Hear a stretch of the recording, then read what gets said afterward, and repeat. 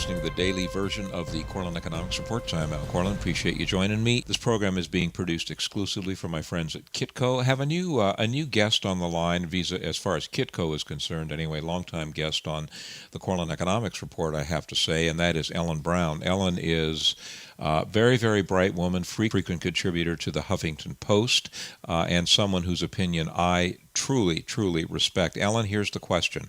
Right now, we are in the last few weeks, I guess might be a better way to put it, of reaching a decision in the United States to raise the debt ceiling. The debt ceiling has to be raised in order to theoretically keep the government in business. Now, what this is doing, in my opinion, the actions preceding the deadline for making this decision is giving some first-rate press, for lack of better terms, to really how dire the situation is economically in the United States, and that, I think, is reaching a larger and larger audience each and every day. Now, when we get to the point where the debt ceiling is either raised or not raised, either one of those actions is going to have a very definite impact on the price of gold.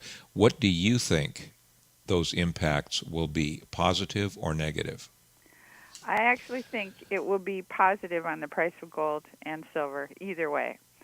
Not necessarily just because that is what the perception is, and the market goes with the perception.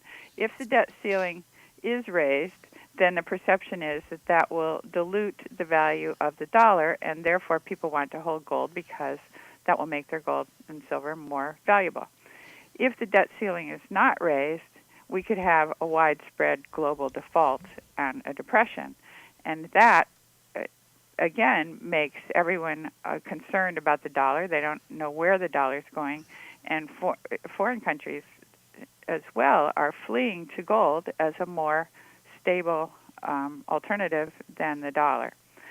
So my only concern would be that if the stock market crashes, as it did, for example, in 2008, the fall of 2008, everything crashes, including gold and silver, at least gold and silver stocks.